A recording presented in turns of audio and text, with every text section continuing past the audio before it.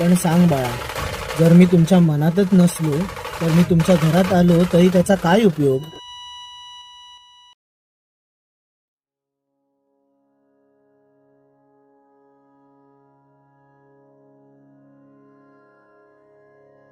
ठीक यार बाप्पा, आताच फोन बंद व्हायचा होता. मला सोशल मीडियावर तुझा फोटो टाकायचा होता. तुलाही माहित आहे माझं सर्व काम सोशल मीडियावर आहे. आता काय करू मी? तू तर देव आहेस ना, कधीतरी माझ्या प्रयत्नांना साथ दे. म्हणजे तू इथे माझ्यासाठी नाही आलीस, इन्स्टा स्टोरीसाठी आली आहेस. कोण कोण इथे तिथे काय बघतेस? मी तुझ्या समोर आहे, तुझा बाप्पा. बाप्पा तू साक्षात? मी स्वप्न तर नाही बघत आहे ना? नाही, तू स्वप्न नाही बघत आहेस, मीच आलोय. तुम्ही मला यायला भाग पाडलात. बाप्पा काय केलं आम्ही? आणि तुझा आवाज एवढा रागवल्यासारखा का वाटतोय? कारण तुम्ही माझ्या सणाचा खेळ करून टाकलाय. तुम्ही माझ्या आगमनाला उत्सव कमी आणि शो ऑफ जास्त केलात. लाईक्स आणि व्ह्यूज साठी तुम्ही माझा उपयोग करताय. नाही बाप्पा, त्याचा नाही. आमच्या मनात भक्ती असते, पण तुलाही माहितीये या जगात सोशल मीडिया शिवाय काही दिसतच नाही. रील्स, लाईक, फोटोज हे आता महत्वाचं झालंय. माझ्या नावाला फेम देऊन तुला वाटतं मी खुश होतो?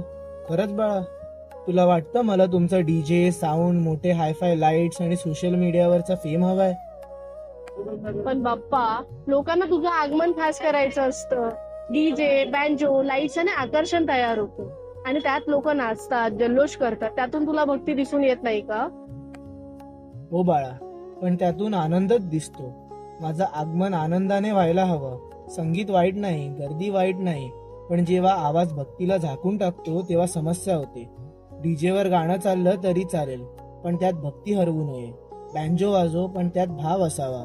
गर्दी जमो, पण त्यातून एकता दिसावी, फक्त स्पर्धा नाही. म्हणजे आनंद चालेल पण भक्ती विसरून नव्हे, बरोबर? अगदी बरोबर. माझा सण उत्सव आहे, पण त्याचा गाभा भक्तीत आहे. तुम्ही टेक्नॉलॉजी वापरा, रील्स टाका, इन्स्टा स्टोरी करा, पण तेवढ्यात मला विसरू नका. तुम्ही लाईक्स मध्ये नाही तर प्रेमात मला आठवा. खरंय बाप्पा, मी कधी याचा विचारच केला नाही. कितीही रंगीत फुलं असली तरी सुगंध नेहमी साध्या फुलालाच जास्त दरवळतो. भक्ती ही तशीच असते. मनातून उमटलेली शांत प्रार्थना ही डीजेच्या आवाजापेक्षा 1000 पट जास्त मौल्यवान आहे. सोशल मीडियावरच्या लाईक्स नाही तर एखाद्या दुखी माणसाच्या डोळ्यातले आनंद अश्रू हाच माझा खरा आशीर्वाद आहे. म्हणजे बाप्पा, आम्ही उत्सव थांबवायचा का, साजरा करू नये का? नाही रे बाळा, साजरा करायला हवा, पण हेतू काय आहे ते महत्वाचं. आता समज तू एका कंपनीची मालक आहेस. 2 माणसं काम करतात तुझ्याकडे, एक फक्त दाखवण्यासाठी आणि दुसरा मनापासून कंपनीचं आणि स्वतःचं समाधान बघून. तू प्रमोशन कोणाला देशील? भक्तीचंही थोडंफार असंच आहे. बाप्पा मला कळलं, भक्ती दाखवण्यासाठी नाही तर खरं मन लावून करण्यासाठी असते. आज मला आनंद झाला बाळ. माझ्या एका भक्ताला तरी भक्तीचं खरं तत्व समजलं. सांग, तुझी इच्छा काय आहे? माझ्या इच्छा खूप होत्या बाप्पा, पण आता एकच इच्छा आहे की तुझ्या भक्तीत मनापासून रंगून जायचं. अच्छा, मग ती बघ, ती लहान मुलगी गोंगाट न करता शांतपणे डोळे मिटून जमिनीवर बसून मला हाक मारते. तसंच कर, मनापासून मला आठव, धिंगा न करता, आवाज न करता.